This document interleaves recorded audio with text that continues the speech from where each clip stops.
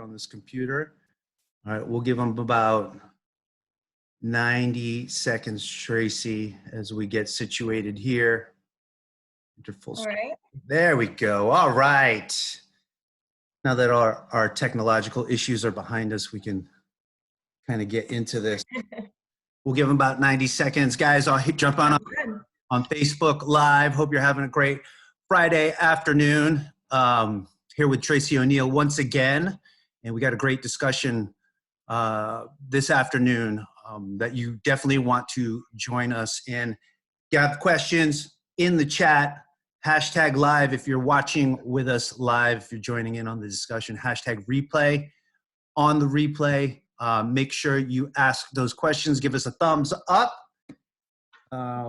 And they got a new emoji too. Very exciting. I saw that. I don't know. Is it a hug with a heart? Is it happy? Is it love? Is it somewhere in between? I was trying to figure out what people are going to call that. What do you call that? Yes, I know. I thought it was the closest to a hug, giving a virtual hug as possible. So there you go. Actually, you know what? That makes sense. And it actually ties into our discussion about social distancing. So for those of you that don't know, I'm Ron Rodriguez, trainer with Jack's VIP Transformations. This is our series, People Talking, and joining us again is Tracey O'Neill, board certified health and wellness coach with Baptist Health and owner of Live Well with Food. Tracey, for those of people that don't know you, go ahead and give them a little bit of background about yourself. Yep, sure. As you mentioned, I do work in corporate wellness and do coaching with Baptist Health for a number of local companies here in Jacksonville. And I also do have my own private health coaching practice called Live Well with Food.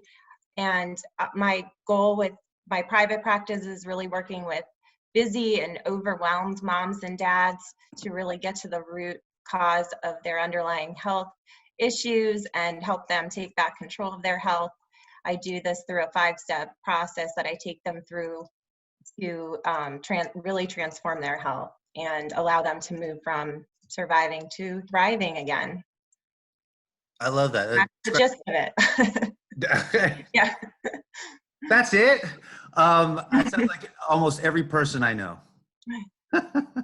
They could use your service, including myself. So again, if you have questions for Tracey as we're going through today's discussion, go ahead and post them in the chat, hashtag live if you're live with us. I'm going to peek into the chat right now before we get into the discussion. We got 6 people on here. Give me a thumbs up if you can hear us. Make sure we want to make sure the audio is good before we get into this awesome discussion.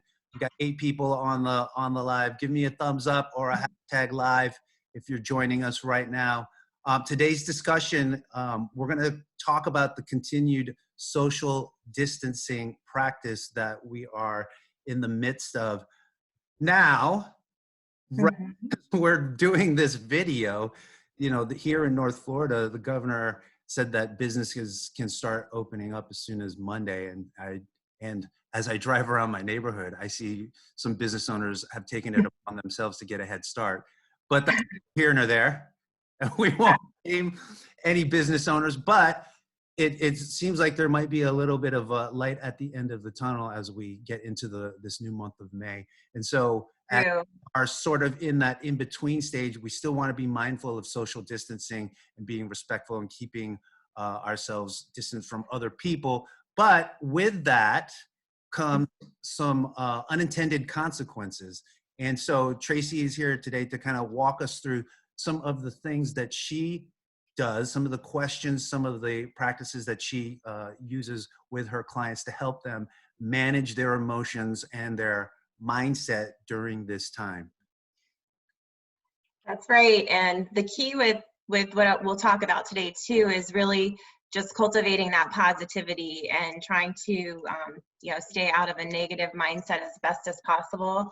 As you said, there's different, people are in different stages of this right now. We are opening back up in Florida, but a lot of people are still under, stay-at-home orders.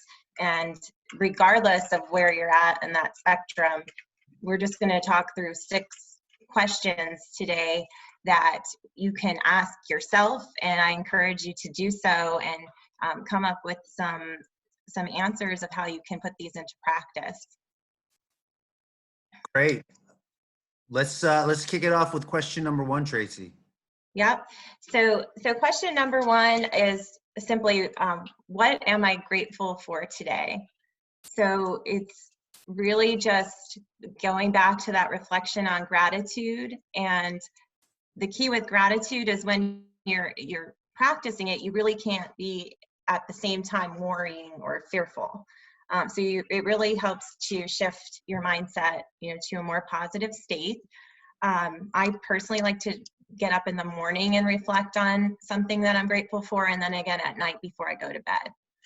So it could be super simple. You could do it in your head. You could write in a gratitude journal, whatever your preference is.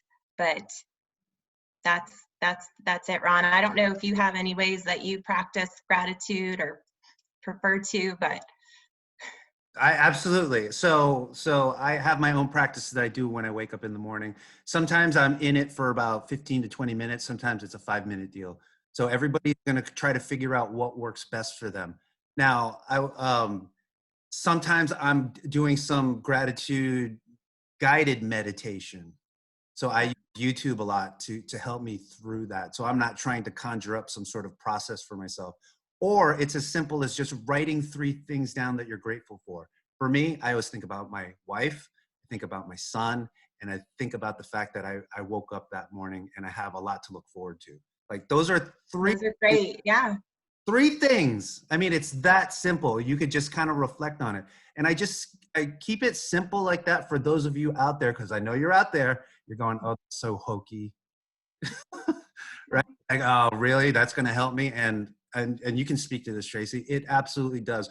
Again, it's a practice that you have to do consistently and you have to build upon. Just like in the gym, we're going to build the bicep.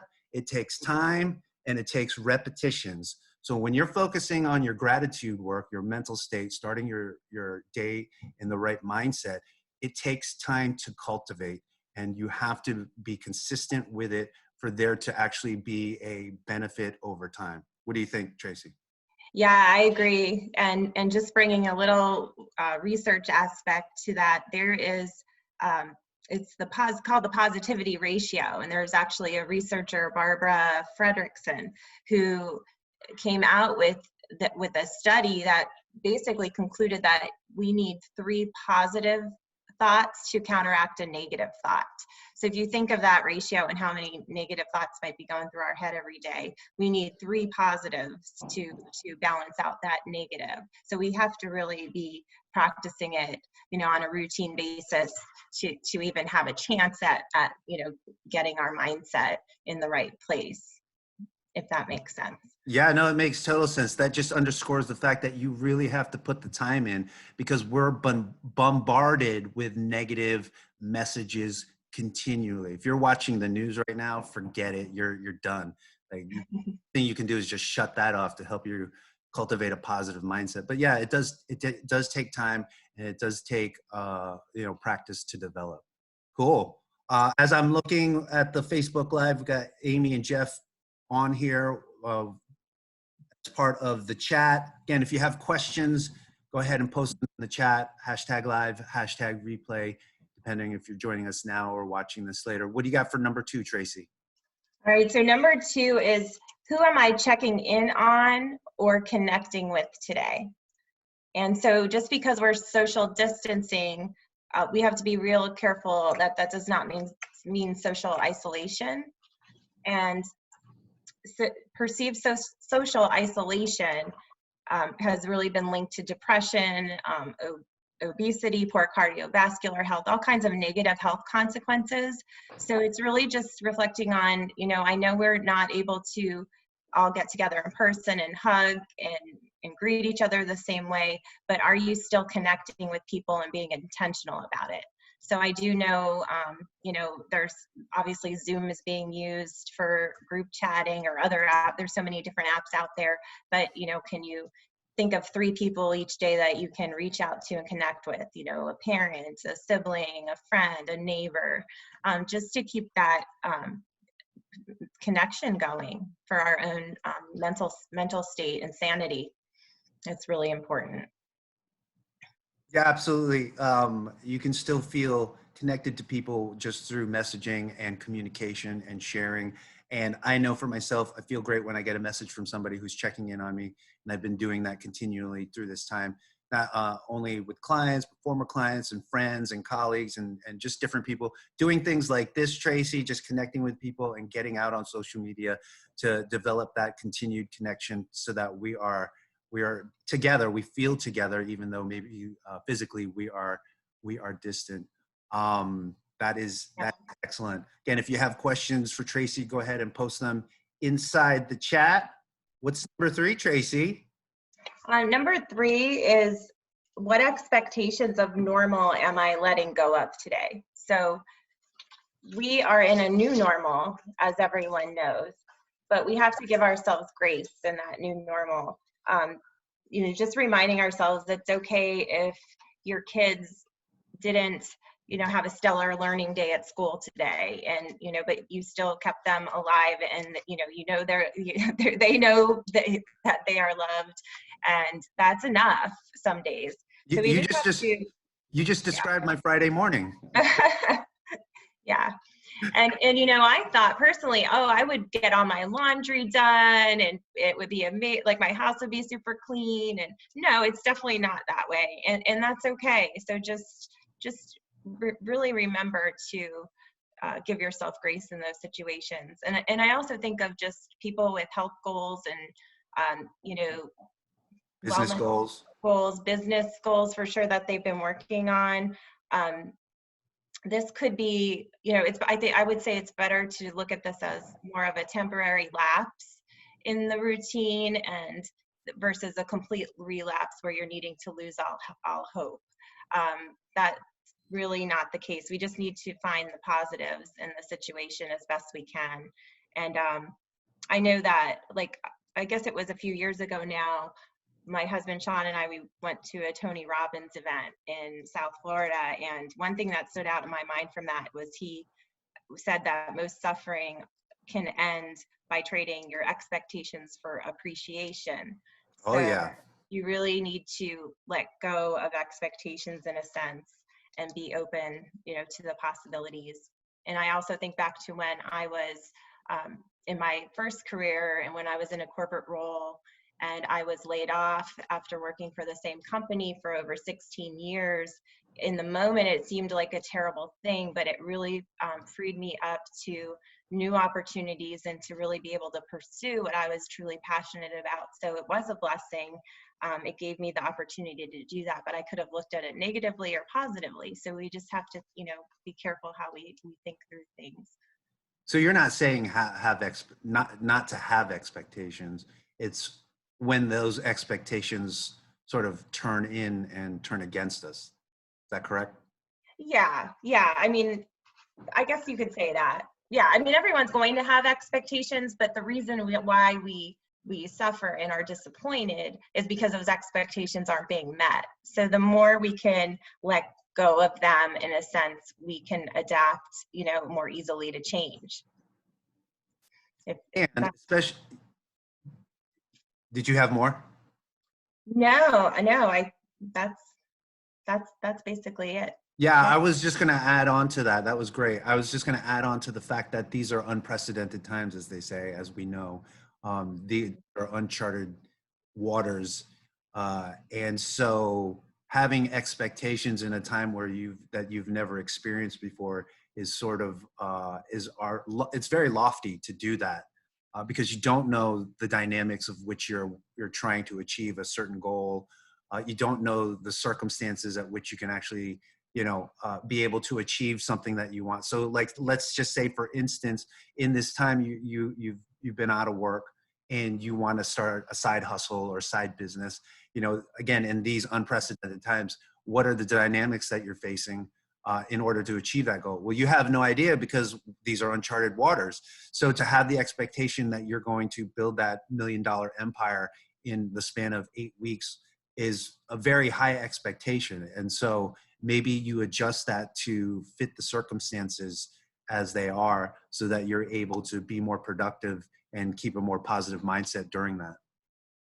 Yeah, that's a great example for Cool. sure. Still waiting on questions, guys. If you got questions for Tracy, she's going through the 6 questions that about social distancing that she asks her clients to help them deal with the stress of this situation and how we can reframe some of the things that we're experiencing to help improve our mindset and our mood. I think we're on number 4. Yeah, so we'll kind of combine the next two, but not 4 and 5. But number Okay. 4, yeah, number 4 is how am I getting outside today, and number 5 is just simply how am I moving my body today. So the outside piece, whether it's just some fresh air, some sunshine, or, getting your movement in at the same time, going for walks outside, bike rides with the family, whatever that is, it's just reminding yourself the importance of getting out there and moving around. If you're sitting at a desk all day, you can get up and stretch and move for 10-minute intervals at different points just to get that blood flowing. Yeah, the endorphin release. That's going to be one of the biggest things to change your mood instantaneously, right? You don't have to do a 40-minute super intense 90% max effort type workout. You can do something around the 50 to 60% for about 10 minutes and really boost your energy, change the way that you feel, and really clear your mind and reapproach the rest of your day with a different a different attitude, different Yeah. mood. Getting outside, I've seen so many people just being outside that I hadn't seen before. Running, you just kind of take notice of, when the busy times are and when they're not, but it seems like it's busy out there all the time because you've got people who are paying attention to their bodies and noticing like, hey, we've got to move. Like, we've got to move. We've got to get outside. We've got to get fresh air. We've got to get the heart rate up. We've got to get some vitamin D, right, to really kind of improve and boost our mood. We've got to get the blood moving, that kind of thing. And so you see that happening now with people who maybe before Right. been doing that. Mm-hmm. Which is great. So again, we're focusing on positive ways. We can move our bodies. Appreciate nature. The one thing we're trying to counteract and counterbalance is that when people are in fear and worry, they often tend to go towards, when they're in that de-stress mode, towards eating something, maybe that's not as healthy for them, possibly drinking alcohol or smoking, and being sedentary and sitting. So we want to, do the opposite. How can we appease those emotions in a positive way that's positive for our body? So that's where the getting outside and moving your body again come in as an alternative way to de-stress. What if somebody is using alcohol or food as a way to self-soothe in this stressful time? Maybe their family is going through a financial crisis. Maybe they're going through a health crisis. Maybe somebody has passed from COVID-19. Like what? I know that's like such a huge question, but what one thing could you share with everybody about using alcohol and food to self-soothe in these stressful times? Really, it's getting down to being real with the emotions you're experiencing and recognizing that and knowing that's okay. We're not trying to, cover up feeling a negative emotion. We know you feel it, but it's really the means to catch yourself and move in a more positive direction. So, aside from, if it's a true problem where there's, professional help needed, that's always recommended first and foremost. But if it's just you're kind of slipping into this pattern where, it's becoming an issue, or it's hindering your health and wellness goals, you just want to think of other alternatives that may, give you that same benefit or effect that have a more positive, impact on your health. And that's the basic that I have, but every individual is different and is going to have, different struggles and things and tools we may pull in to work with them, to help them in those situations. Yes, and like Tracy said, if you feel like it's becoming more of a situation, please seek professional help to help you through this time. I definitely have benefited from using therapy and using professional help in stressful times, and I would highly recommend that as well for you. We got Jeff here on the chat talking about moving. So many have rediscovered the outside because of this. Jeff goes for 3 walks a day now. That's awesome. Yeah, absolutely. And if we just tie back exercise and just not even, maybe not even just movement, like just movement, elevated heart rate and just movement in terms Mhm. of your professional life can help you refocus and be more productive in your workday. If you just take 10 minutes to go, walk 5 minutes out, 5 minutes back, you're rejuvenated, you're refreshed, and you're ready to go for that next work block and to be more productive. So awesome, Jeff. Thanks for that comment. Um, you said we had 4 and 5 combined together. Did we hit? Yeah, so that was outside and moving your body. And then we ready for the final one? Let's do it. The final one is just, what beauty am I creating, cultivating, or inviting in today? So with beauty, I mean, that could mean different things to different people, but it's, again, this is all about positivity and what makes you feel good. So are you catching, that sunset? Are you, like, again, with, getting outside and being in nature, you can use that as a mindfulness practice. And so when you go on your walk, instead of maybe running through your to-do list of all the things in your head that you're either, that need to get done or you're worried about, to try to be mindful and reflect on, if you see flowers and how beautiful they are, or the trees on your path, or maybe you're with your dog and you pay attention to your dog and how your dog's happy and how your dog is moving. It's just really being present, in that time, and taking in things that are beautiful to you. It could also be, if you are creative or artistic, taking time to make sure you're feeding into that. Could be listening to beautiful music. It doesn't really matter what it is. And everyone has kind of their own preferences, but you want to make sure you're inviting that in for that. If you, Again, just for that, it's really a way to de-stress. It helps you relax, and that's what we're going for here. We're trying to counterbalance the negative effects of stress in this time. yeah, it feels like it ties back into the gratitude component. Yep. These all kind of can tie together and are intermingled, but that's absolutely true. Now, you wanted to talk about a Japanese concept, and I'm going to switch over to. Is this where we jump in on this, Tracy? Yeah, we can jump in on this. It has to do kind of taking the beauty and what you're passionate about into perspective. This is a great concept that I thought would be cool to go over today. So yeah, I see it up there on the screen.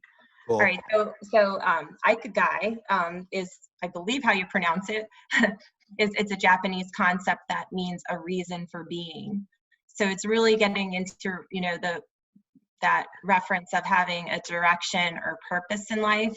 And that's really what makes, people's life feel worthwhile and gives them satisfaction and meaning. So there is if you want to go to the graphic, and I thought this could be useful now because, I know there are people out there, many that I know, that work has either slowed down, or we're in a situation where we're, possibly have been laid off or furloughed, or, needing to think about what we're going to do next. And that could bring a lot of stress.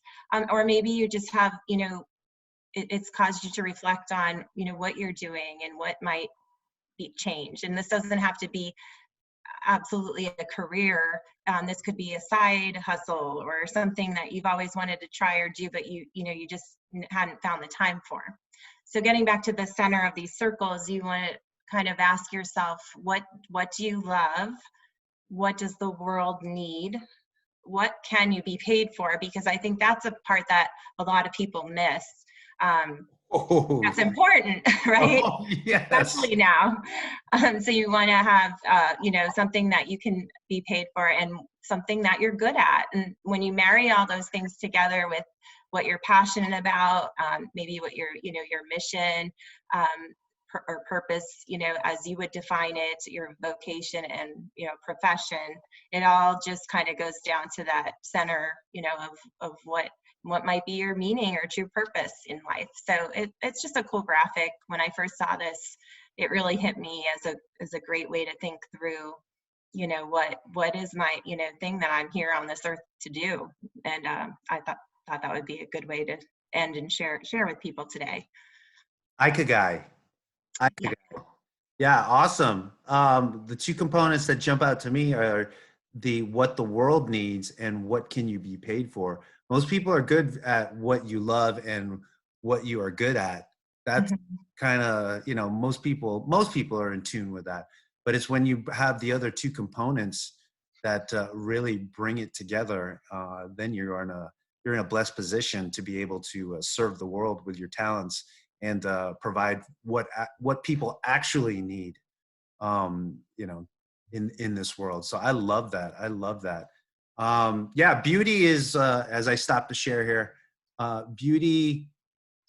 recognizing beauty is going to be subjective to each person. And I know personally in this time, for me, two things kind of have jumped out. One is the amount of time that we've had together as a family and kind of really just cherishing that and being able to have time together. And for me, being a trainer, I was working 18-hour days, 16-hour days at the gym last year. And there was really a point where I wanted to quit being a trainer so that I could have more time with our son.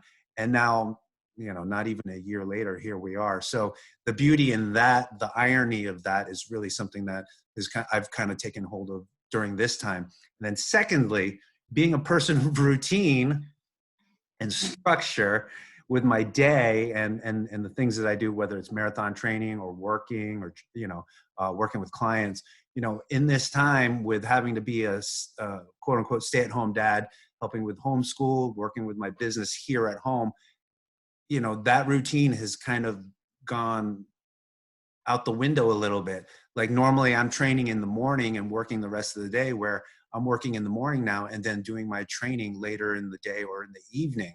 So there's sort of a ironic beauty of that as well, being able to see the flexibility and have the freedom. Really where the beauty comes from is having the freedom to be able to make those adjustments and to continue to, train and to work and be productive. That's the beauty that I see for myself personally in this time. Yeah, that's amazing, and that's a great way to look at it. And that's I relate very well to your situation in terms of the family time and the things we're doing now more so that we really didn't make time for before, And Yeah, on the other end of that, we may need a break too, and that's okay.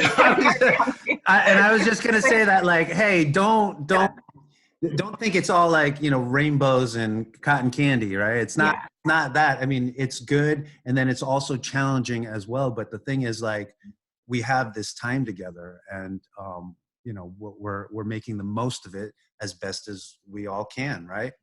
Yeah. Yeah. And from my, my side, I I